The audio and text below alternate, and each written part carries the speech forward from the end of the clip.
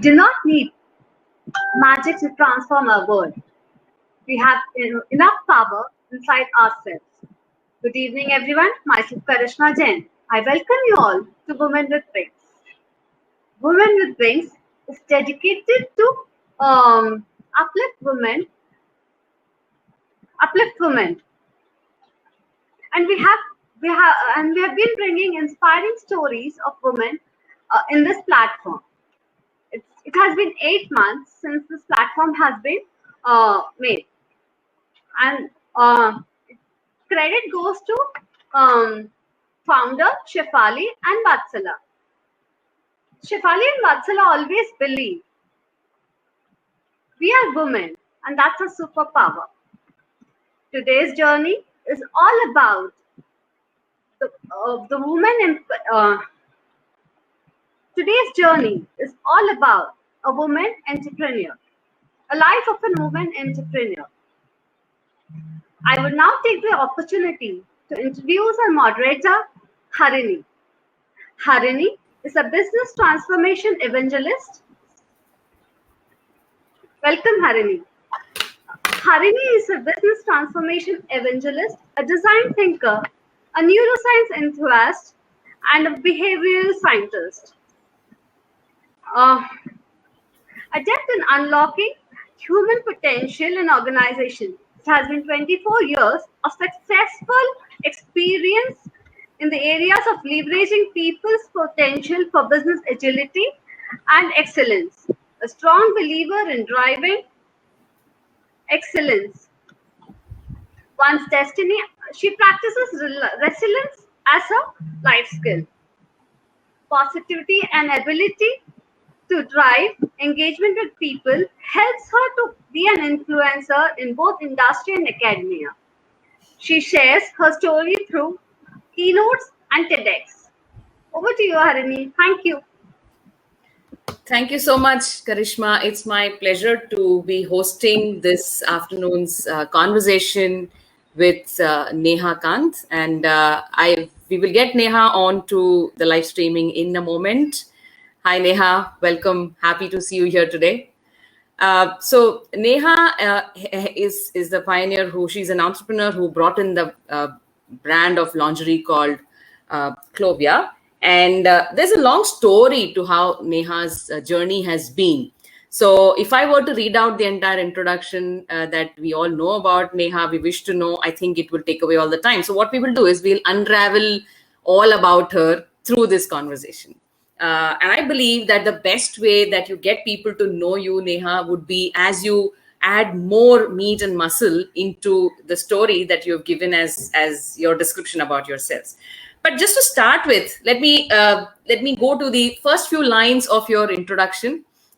You say that you come from a small town where predominantly people are engineers and they expect their children also to be engineers. So to get started with that, before we get into your success story, your brand, your business, how you got there, tell us a little about how your journey actually was in your early days as a small town girl. I don't know how the journey was. I think it was pretty much like any girl growing up during that time. But because I grew up in a small, it was like a unique experience because while it was a small town, we lived in an industrial township. It was like a small city and an industrial township. So all the parents were highly educated people, most of them engineers from IITs and similar kind of background. So, and all of us were middle class kind of people. So, all of us knew that hard work is the only way to make anything in life. And, there was just absolutely no excuse. If you don't work hard, then there is, all those, we used to be quite scared what will happen to us. So I think that those formative years, built my foundation, and they were a big part in helping me do what I'm doing today, because I grew up to be very ambitious. I grew up to be very competitive. While our parents wanted all of us to do engineering, I didn't want to do it, but it also made me think made me study science, maths, and develop an aptitude for it. All of that, I think it was very helpful for me. Excellent. I think hard work is a ticket to success is a brilliant point you have given in your introduction, and it really resonated with me a lot as well, because coming from humble backgrounds actually teaches you that hard work is the only ticket to success. The rest of it could be the additional add-ons. If you really want that basic ticket to get onto the journey of success, I think it's hard work. All other aspects will be like the other things, like are you traveling first class or are you traveling in an air-conditioned coach or a premium economy, things like that. But I think hard work is the basic one, which really puts you on the track and absolutely resonates with me. So as you grew up, and it's interesting that you pursued mathematics and did your honors in mathematics, because I'm very sure that a lot of scientific thinking must have been your background when you actually decide on what you're going to do next, because you come with a proficiency in a very logical subject. So I'm sure it must have played a role in the way you're thinking. I come from a neuroscience background, and therefore I'm trying to see how your brain must have worked when you took those crucial decisions in your life. So and then you went on to do your management degree from Ford Management Institute. From you studied in Delhi University. So that has been a good transition from us being a small town girl to moving into Delhi. You've had a decent corporate stint. You've been pivotal in setting up certain important aspects in well-known brands, digital marketing, and all stuff like that. So how did that corporate stint? What were those behaviors that it built in you, which actually helped you to set on and take on your entrepreneurial journey? So let's talk about that transition from your corporate journey to your entrepreneurial journey. Okay, I'll actually tell you a little step back. I'll take from my student days and then tell you how I personally believe entrepreneurship is a state of mind, and it's not just a profession that you pick up. And a lot of people ask me and tell me, oh, you got started as an entrepreneur, and I say no. Even when I was working in corporate, I was pretty much like an entrepreneur even then. Just give me a second. Working from home. Sure, absolutely. Most welcome. You cannot disturb me right now. I can't deal with it right now. Just hold. Sorry. Well, I did tell my son that it's something you can't disturb in, but that's when they want to seek permission for TV and everything. Perfectly fine. Perfectly fine. I think all of us now have to get used to it. So I wouldn't be surprised if my door opens and another tiny head comes in. So we can carry on. So why I did maths, that's also a very funny story, but I wanted to study in Delhi coming from Haridwar, and my father was very fussy, and he said that I will let you study in Delhi only if you live in a hostel, college hostel. And there were only at that time in North Campus 3 such facilities, Miranda, IP, and Daulat Ram. So I filled form for English honors, physics honors, maths honors, history honors, geography economic honors, BCom honors. I got admitted everywhere, and then I just checked where can I get a hostel, and that's how I got math. It was nothing to do with my wonderful. Wonderful, but your objective was to get to Delhi and comply with your father's conditions, so that gets you a hostel account. I was quite enterprising even then. When I knew that I have to tackle my father, I have to just come and study here in Delhi, and I have to live within those foundations of living in hostels. So let me just pretty much I did everything as much as I could. So I think that's the mindset I've always had. At India Today also, when I joined, I was a very young.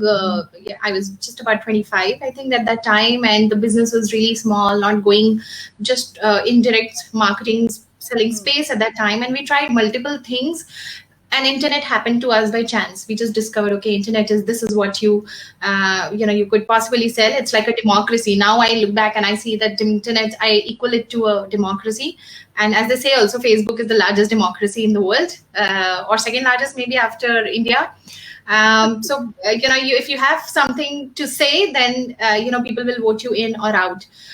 So that's where I built my foundation. I learned setting up of sourcing verticals, merchandising, customer care, but pretty much how to run a business on our own. And I think I was blessed with very nice bosses who let me do what I wanted to do and who recognized that entrepreneurship kind of a mindset that I had, that responsibility, initiatives, new ideas, and more. And I think most importantly, the ambition that I had, and they let me be free. Interesting. Now, I'm just picking up words from what you're saying, and I'm just trying to link it to your bio, because unraveling your story is really very interesting. So, small town girl moved to Delhi. Moving to Delhi was the objective, and no matter what you get, but as long as it's okay with your father, you will do it, and that's an amazing thing, because to me it shows a lot of clarity of thought. You wanted to get to some place, so that's an amazing thing. So I really want to highlight that as something which people, if young girls are watching this, I think they should follow that. Having that clarity of thought and going towards it is something which is critical for success. So even if you have hard work as a ticket to success, it puts you on board, but you have to have that clarity so that you're able to go on that journey. And hats off to you for that, because you knew exactly what you wanted to do. And you've been there in that segment in the corporate world. And when you decided to move, and I like this idea of you bringing in entrepreneurship as a spirit. In our earlier conversations also, you said that. So entrepreneurship as a spirit is, as a behavior, is a lot more than the fact that it is just running your own business. Because even if you run your own business, but if you do not have an entrepreneurial spirit or a behavior, we know that's why those businesses fail. In the corporate world too, having an entrepreneurial behavior or an entrepreneurial spirit is something which makes you a very successful corporate person. And that's something that I have been believing in, advocating and mentoring people to do as well.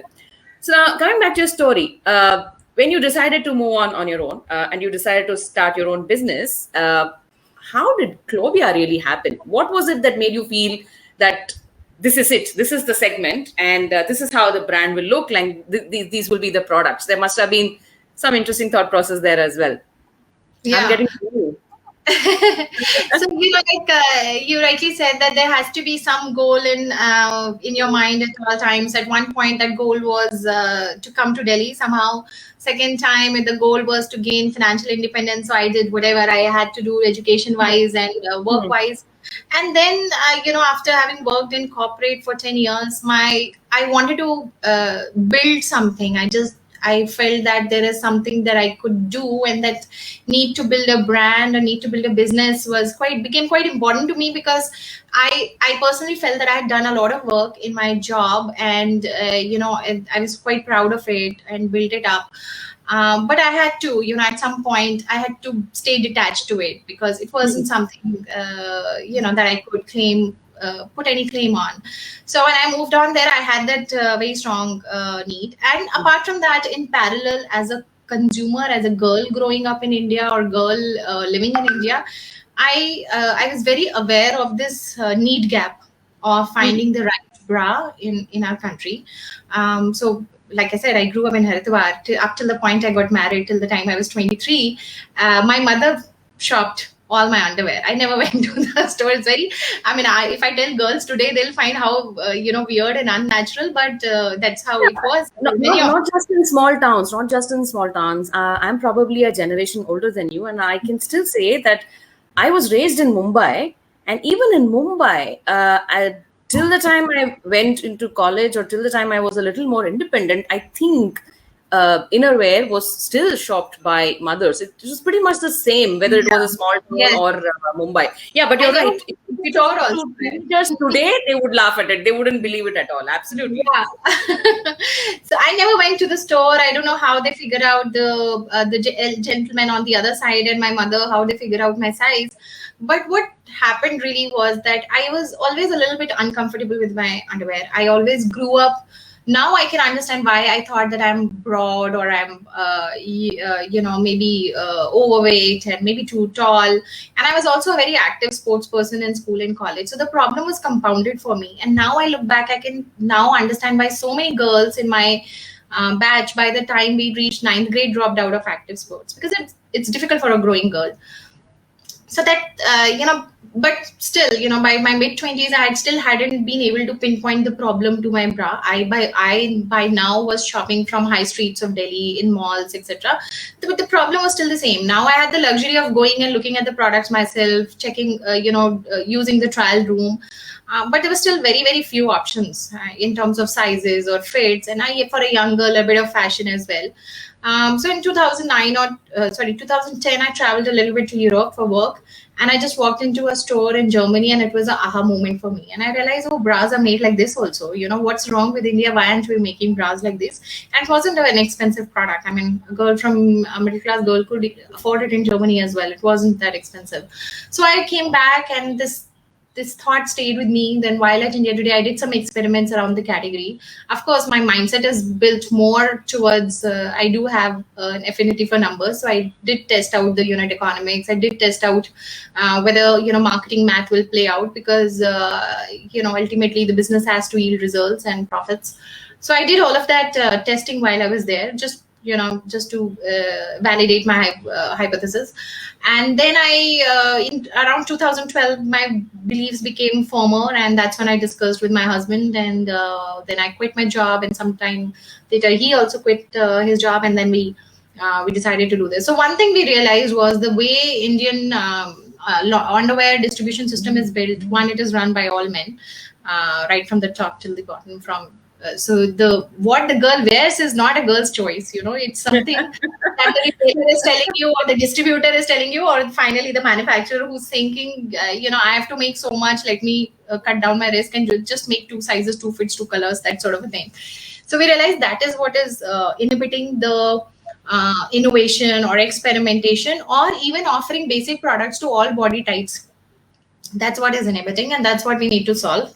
And we didn't want to solve the problem of to be able to buy from the store. So that's okay. That's also a problem. I understand that there are men on the other side, but I thought by now that's fine. What we really wanted to solve was a product problem. And so we decided to build products which will the best fit for different body types, give them sizes and fits, and a bit of fashion also, because it's for girls, it's not for men.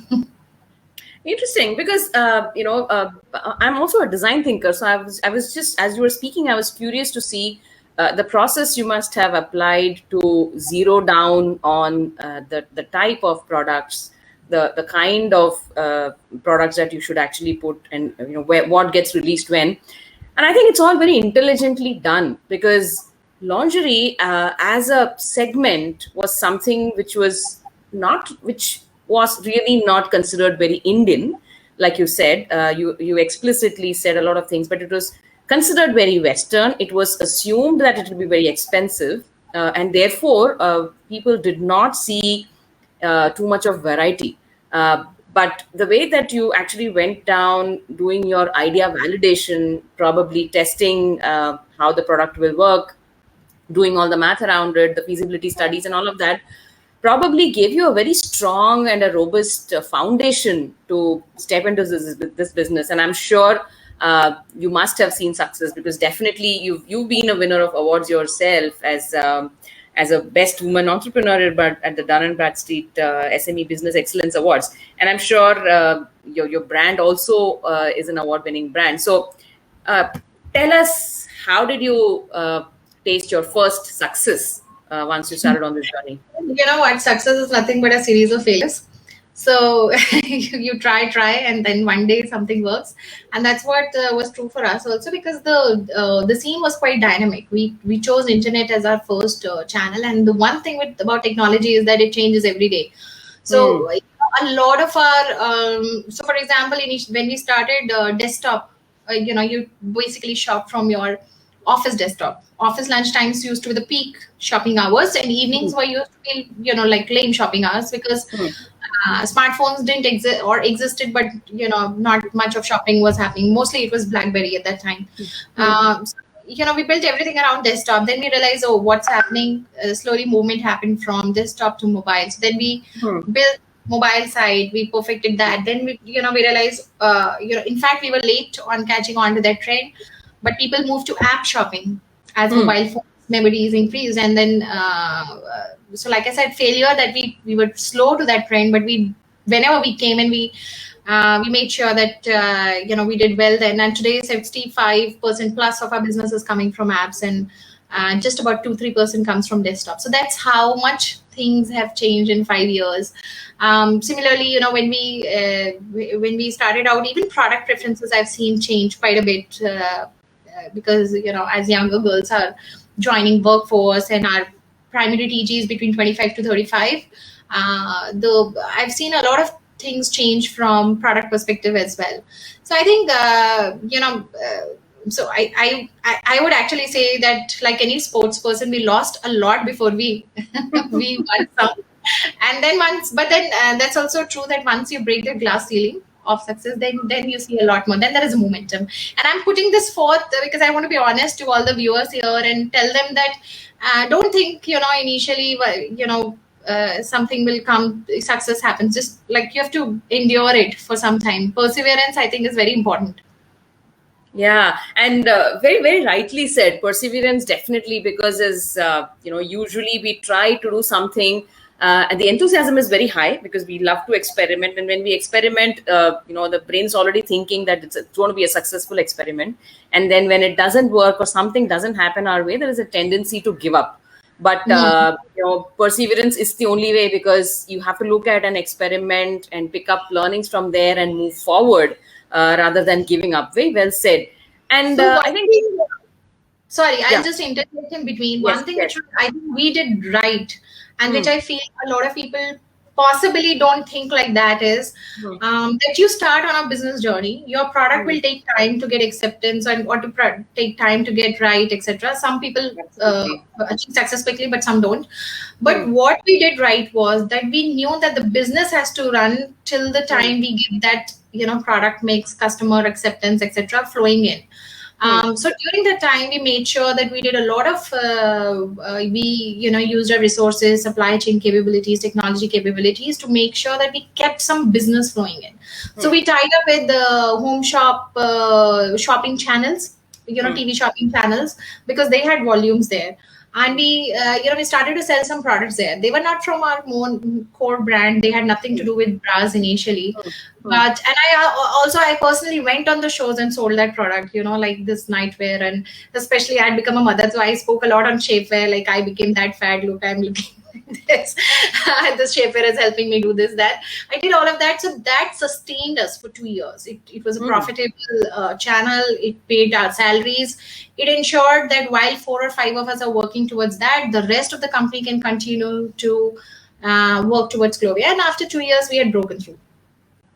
Wonderful. And that's interesting because I see a lot of structure in the way you experimented. While it looks like a story, as I'm seeing a lot of comments coming up where all our friends listening into you are just awed with your story. I'll be very happy if some of my friends out there will pose a few questions, because I'm going to be running out of conversation if questions don't come up. But because everyone is looking at you, listening to your story with wow, Neha, to me also it looks like a brilliant story. But I see a lot of structure in it, in the sense you identified a sector. Okay, first of all, you identified a purpose, then you identified a segment. You got some brilliant ideas as you looked around. You did experimentation. You also went to the extent of doing authentic selling, speaking out of your personal experiences. And all of these really add on to something that I would call as being a passionate entrepreneur. You're extremely passionate about the brand. You're extremely passionate about the product.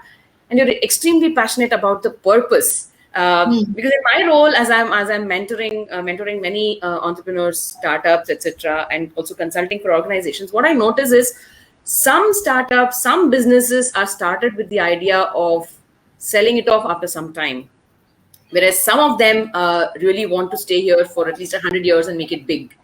And I see your purpose very strong connected with the latter, because you're here, you're connected with the purpose.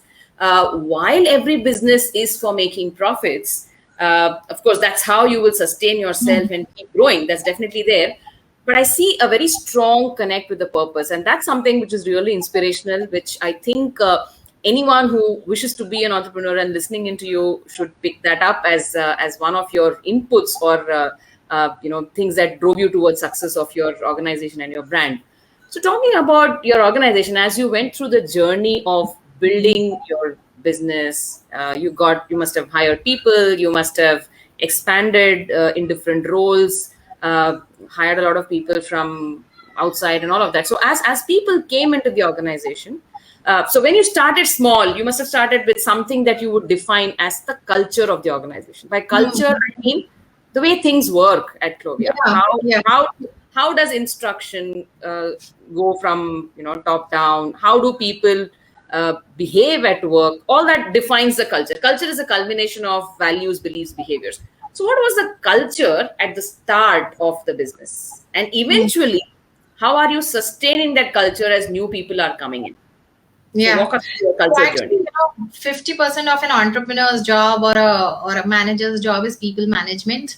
And 90% of an entrepreneur's 90% of our time goes in making sure that the organization culture gets built correctly. So we were also at that stage when we were growing, just first 3 people and 5 people. Initially, a lot of people compare you to startup, and at that time Myntra and Flipkart were startups. So they had like that Google style refrigerators loaded with snacks and cookies and stuff, and bean bags and music and 9 to 5 culture even there. So and here it was 18-hour work day, Saturday, Sunday gone, and very different. So while we were considered startup and compared to them, at the same time, obviously we couldn't really afford that sort of employee benefits, so to speak. So it was difficult, but I think what really, when we were starting out, I was 30 at that time, 31. So we weren't that young also. I mean, a lot of that time entrepreneurs were in their early 20s or late 20s. We weren't that young. You came after a decade of corporate experience. Yeah, of course. Yes, I had also conceived around that time, and then I had my son also arrived. So then we became a very family. I became a mom, very different, vibe than you give out as a mom. Versus, I think it's okay to accept that moms are different from rest of us. So I think so somewhere we realized that our culture has to be very family oriented. We are not going to be we are not possibly be the swanky startup, but we'll be very family comfortable startup culture. And that's where we started to invest our energy and thoughts, because energy follow thoughts. So that's where we started to put in our thoughts as well. We became very, all our parties, for example, small things, all our parties are open to friends and family. You bring in whoever, pets, family, kids, whoever you want to bring. We do a lot of activities where people's families are involved. Personally, management also stays connected with the team at very personal level. I mean, it's up to the team member how much they want to be involved with us, of course. But we try and do that. Right now, second wave happened. First wave, we didn't have to do much. But second wave, we realized suddenly, one day that so many of our team members are struggling. And you know how things were in Delhi, resource crunch. And we just geared up and we just put together a task team. And we said, whoever is facing problem, and we are not going to ask who you want to help, whether it's you, your mother's friends, cousin, you want to help save a human life, the team will support you. And that's how we went about it. And I think it was amazing how team came together, figured out, 100 people figuring out resource for one person just became amazing. And we sailed through, we didn't lose anyone. Everybody got, whoever needed ICU got ICU, whoever needed oxygen, they got oxygen. It was just amazing. So I think that's the kind of culture we built, and we are very lucky to, I think, have found people also like-minded people. It's been 7 years now, but and we still have people who had joined us 7 years back are still with us. The first attrition actually happened only recently, and we are very proud of that person just went on a big salary jump, etc. And I think we were also very proud of him. So that's the culture we built. Wonderful. I mean, it's like music to my ears when I hear of a culture like this, people having a familial bond in the organization, because I think that is what really helps an individual to bring his or her entire self to work. So coming to the office, sometimes I say it should feel like you're just walking from one room of your house to another, Yeah. You've just had a conversation with one set of people, and now you're going to have conversations with another set of people. It should be as seamless as that. If house and work, are as seamless as that, then you don't really need to cut off your time from work and house, which means working 18 hours a day will not be stressful, because all the wakeful hours you're just interacting with your family and extended family, which is at the workplace. So it won't be stressful. And I'm sure that was what must have been the feeling of all your employees. And I love the idea of how proud you are about the person who left your organization very recently and went on at a much higher salary. I'm not really talking about salary, but I'm saying that someone who had really a phenomenal growth when he left your organization. And that talks about something that I truly believe in, is that if you're able to mentor someone and help that person escalate himself or herself, then I think you've done a great service. There's no point in making bonsais out of people and frustrating them and holding them back in your organization, because eventually it's going to hamper productivity. Rather than that, allow them to flourish like a banyan tree, and when they outgrow, very gracefully let them outgrow. And I think you've done that brilliantly, Neha, and it is so wonderful to hear that. When someone else speaks a language that I love to hear, it's extremely it's really interesting. And we didn't speak about this in the past, and now as you're telling me more, this is making this conversation a lot more interesting. I just love that now bit. with COVID, you should come to our office during summer holidays, and there are like kids running around because people don't have schools to send their kids to, so it's open to kids during holidays. Wow. That's brilliant. And in fact, that becomes the very reason because of which people see that they are valued in the organization. So I think more than anything else, if people see value in the organization, that is what will make them stay for as long as they belong there. And at some point when they feel that they have outgrown, they won't have any hesitation to let you know that they have outgrown, and they will leave, and you will also be proud to let them go. I think that's been happening. So very interesting and absolutely brilliant to hear that. So, okay, now you spoke about people being very happy at the workplace, right? So happy workplaces, happy teams, these are all things which are quite cliched jargons. Everyone is talking about amazing places to work, great places to work, and all of that. These have all become brands or taglines for recognition. But in my mind, I'm wondering, do you see a connect between happy people, happy teams, and high performing teams? How does happiness at the workplace really translate to high performance? Because after all, it's a business, right? You're not there only to let people feel happy and run at a nominal growth. Definitely, it's an ambitious business. So how do you see the relation between happiness and high performance? It's a very, very clear. I think performance comes first. Of course, one has to be performing to stay happy here. If you're not performing, then if a person is not performing at Clovia, that person will not stay happy at Clovia. That's very clear. And I mean, ideally, somebody would say, oh, no, we first for happiness first. If you are happy, then, you will perform. But I'm telling you that you got to bring your A game here. And only then, happiness will flow in. So that's very clear. Otherwise, you've got to find a fit somewhere else. So I think that's very clear. But one thing now, I think we are also at that stage that I can comfortably say, we tell all our team members, find family time. We also have made some rules for ourselves to be not bothering beyond a certain, we hold our messages on WhatsApp and emails, after a point of time.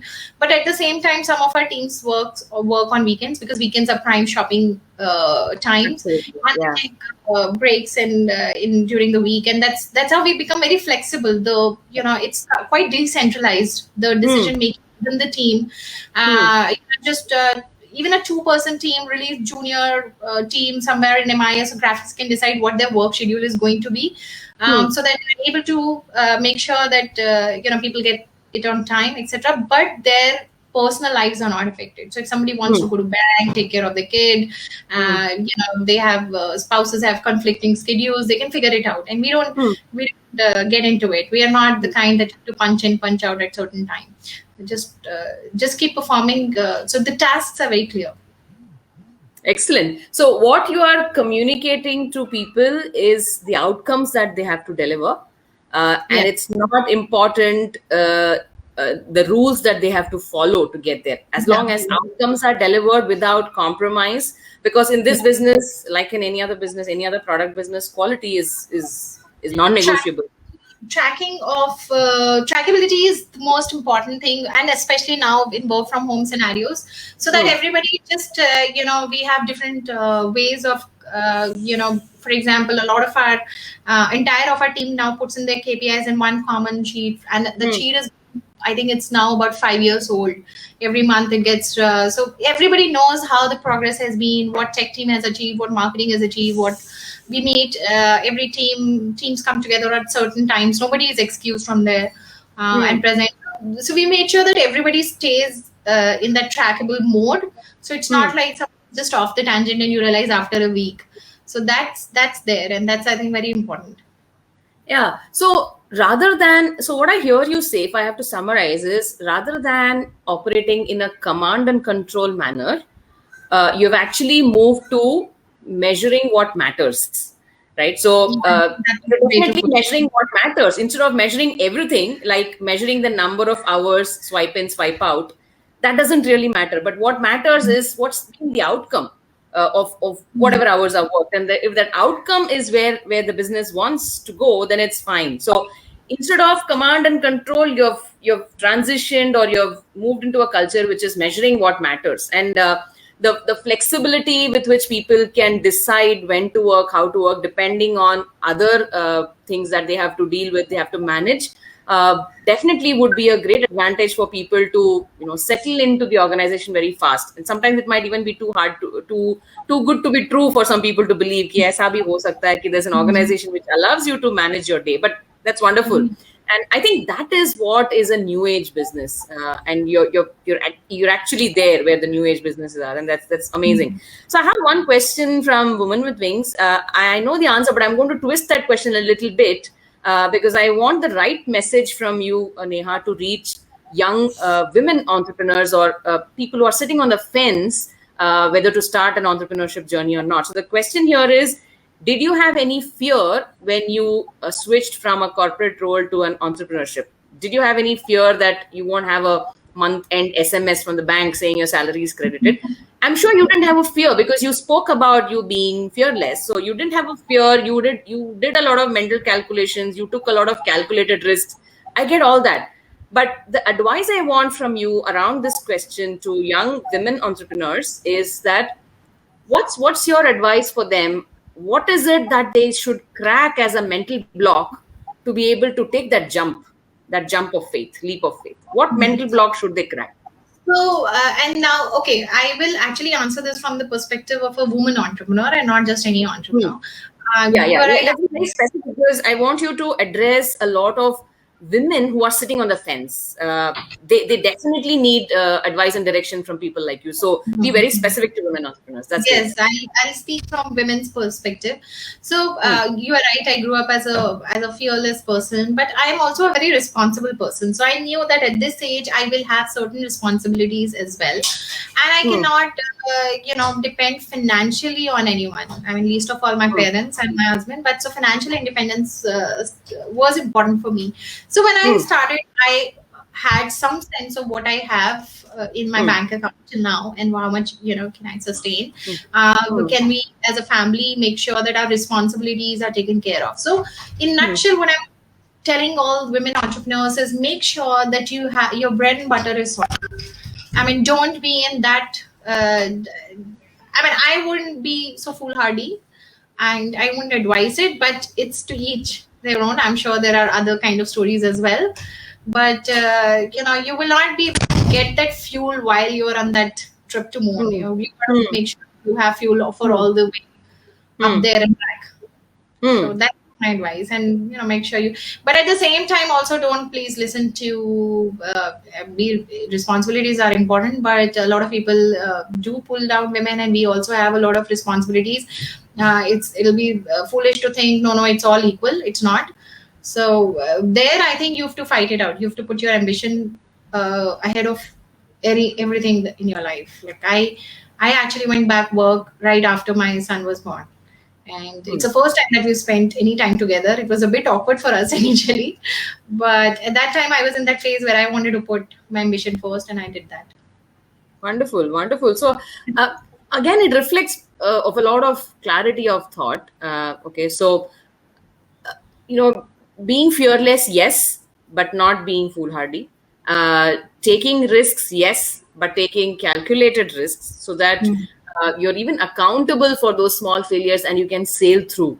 I think these are very, very important aspects for people sitting on the fence thinking whether they should take that leap of faith or not.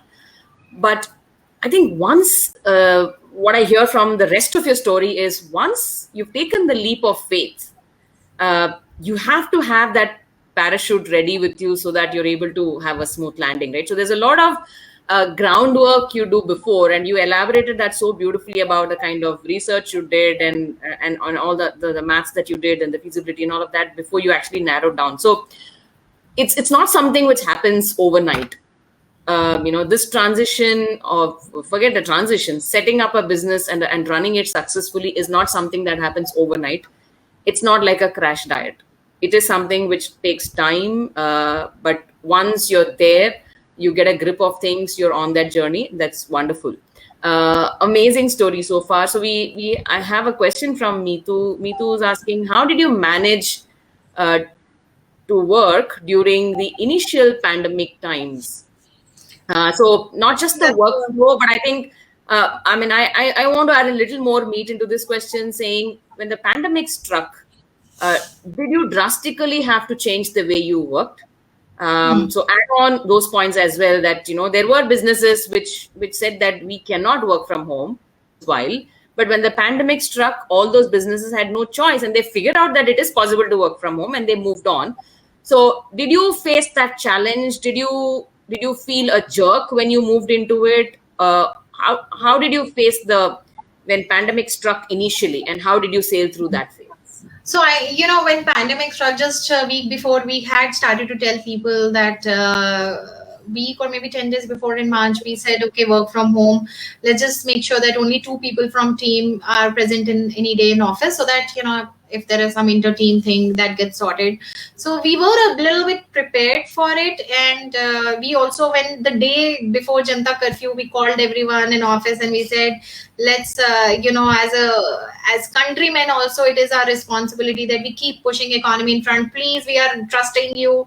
Don't, make sure that you work from home and don't work for home. We were also very skeptical, honestly. We were scared as hell. And then when lockdown happened, it was like a near-death experience at that time. Honestly, we didn't know whether we'll sail through, because it's like suddenly 20 crore worth of in and out cash flow just comes to a stop, absolute zero. There is no business. Government just put, we didn't expect internet commerce also to stop, because everywhere else in the world had been running. So, it was tough. We had to put in a lot of, we had to take salary cuts. Our teams had to take salary cuts. We had 450 people at that time. So many of them were actually retail staffs. 250 odd were retail staff at that time. So it was difficult. But I think, so what we did, we divided ourselves into 3 teams. We had a long-term team, which said that, okay, 6 months later, when COVID subsides, what will we do then? Then we had a mid-term team which said, okay, we don't have any customers, but let's make sure that the connect from the customer doesn't break. So, they should forget, they should know that our app is there or we are there. So we did a lot of like live shows, cooking shows, this, that. That team just kept on doing things, a lot of social initiatives. I wasn't part of the team, so I don't even know like what all they did, but the connect stayed with the customer. And then I did the short-term fix thing, which I think I'm an expert at.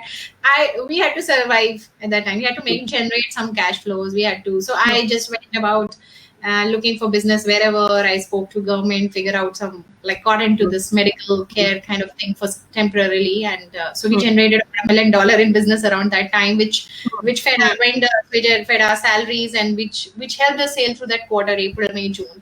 And then while we didn't know in April, but lockdown opened in May, and then there was a tsunami of orders. So we survived, but we made sure that we brought in a bonus program. So all the profits for every month, a percentage of it was given back to the team members as bonuses. So at the end of the year, they didn't have a salary cut. In fact, they had more than their CTC, and we were able to do appraisals also by January. So that ways, the team also stayed motivated, because ultimately you can't keep asking for sacrifices. You asked for 3 months, that was it. So that's how we did the first wave, and the second wave was honestly quite different. As Pankaja, CEO, puts in, the first wave was all about IQ, all about surviving. The second wave was all about EQ.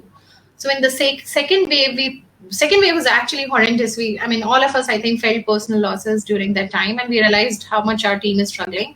So at that time, for the first time, I think, in our entrepreneurial journey, we said, let's put team first and customer second. And that was the stance we took, and we did whatever it took to keep our team safe. And we told customers, it's okay, your order is there, but let's just take care of our teams first. Wonderful. Again, I'm seeing a lot of empathy-driven, people management in whatever you have done.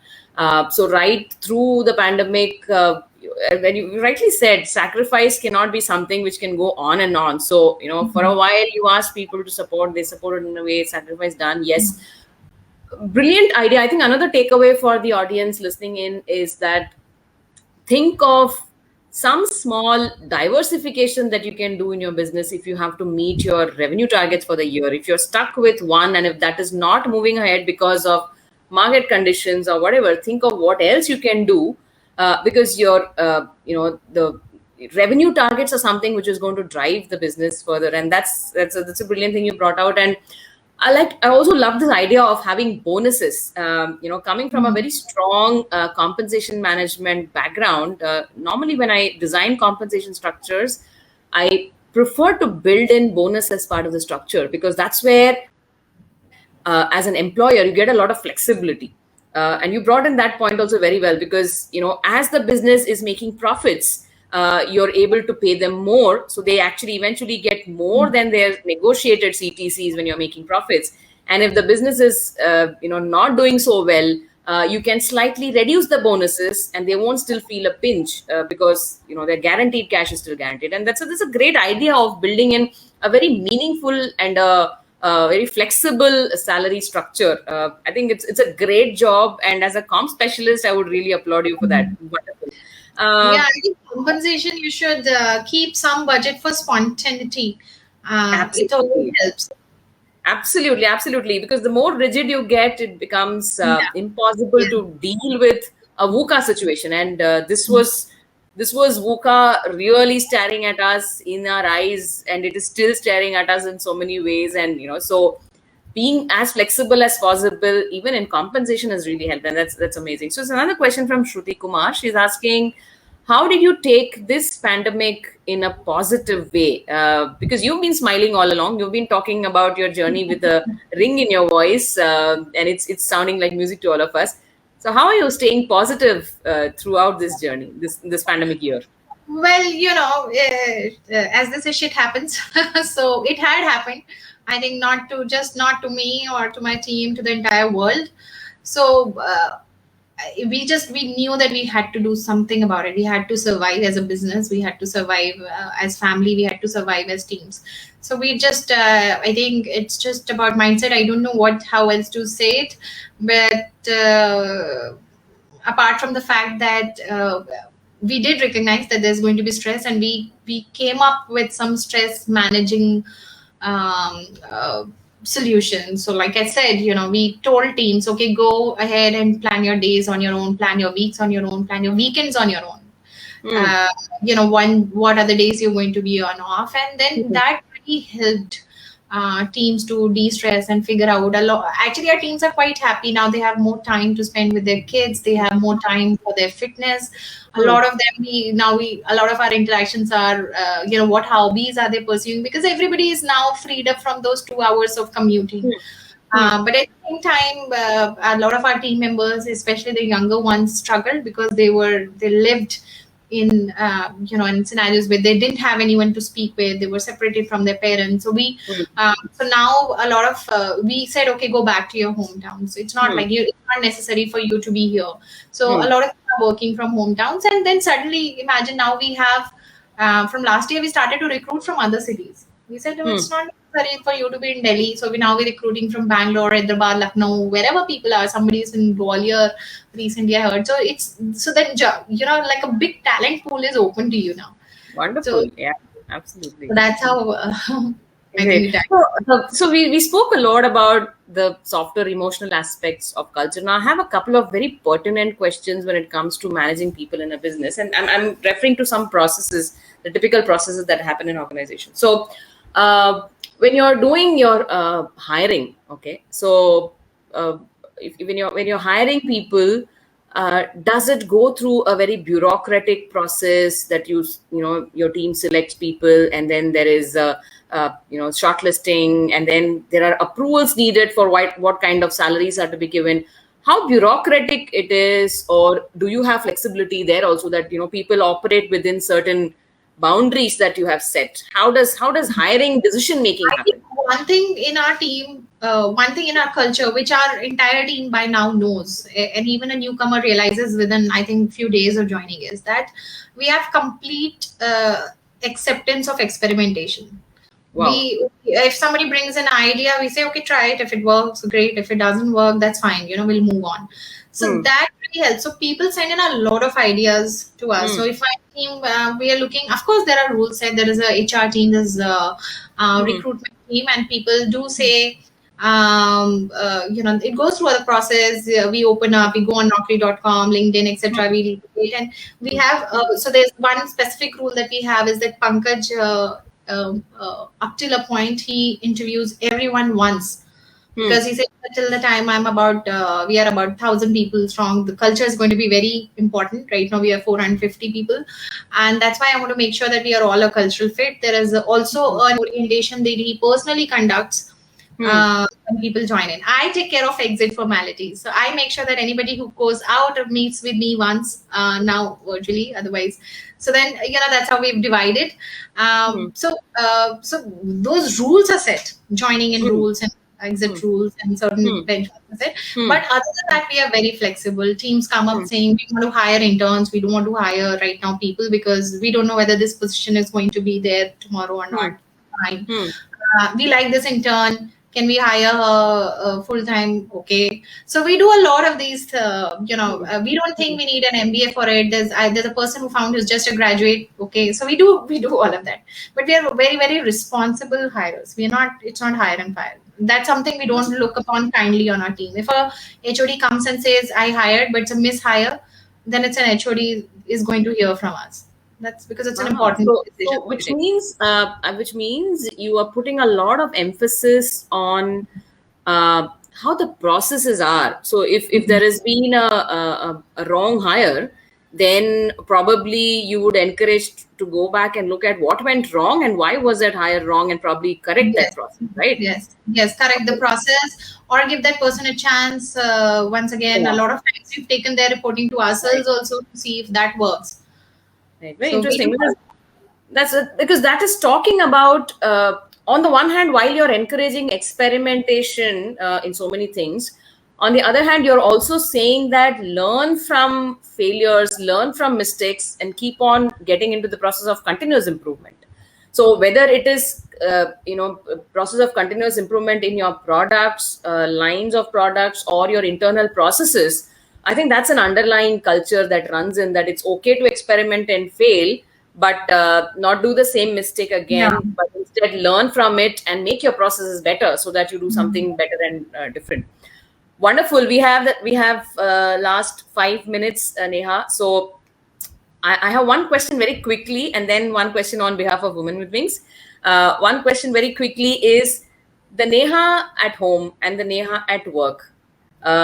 Is it the same kind of person, or is it two different persons in terms of your temperament? I work with my family, so I don't know how to answer it. But I think, yes, I'm somewhat I think similar. And now work home is just, I think boundaries are too blurred. Working, from you start your home in your work from same home study. So I don't know how I don't know really how to answer that question, but I do have certain priorities, certain time set aside for my son, which I don't compromise on. Absolutely zero compromise on that. That's it's just about 2 hours in a day, but that's a zero compromise. I do not. Now he's 7, but till the time he was 5 or 6, I had also had a rule of not traveling overnight. So even if I had multiple days work at Mumbai, I did day and evening, but I made sure that every night at least he knew that I'm going to be back. So I think certain things are, from family point of view, one should not compromise on, especially women. Especially women. Absolutely. Doing a cost benefit analysis, including the emotional benefits and the emotional costs, is very important. So one last question. But I'll also tell women to make sure that they keep time for their personal friends and keep time for their personal hobbies. Very important. Absolutely. So I was about to ask you this question. Probably you can elaborate on this last words you mentioned, Neha.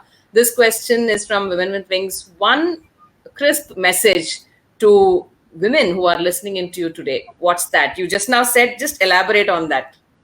One crisp message to all the women. Okay. Crisp message, I think, would be to be selfish. Think about yourself first, what you like to do. And if you do that, then you will make people around you also happy. Otherwise, you'll always be saying, I couldn't do it because my in-laws didn't let me do it. My husband, that's all. Don't play victim. Don't play victim. Do things that make you happy so that people around you remain happy. Wonderful conversation with you, Neha. And with this very, very positive note, we sign off this conversation today on behalf of Women with Wings. Absolute pleasure in hosting you this afternoon. You brightened up my day. I'm sure you brightened up many people's lives as well. Keep the good work going, Neha, and we'll stay in touch and stay safe. Thank you and bye-bye. Bye.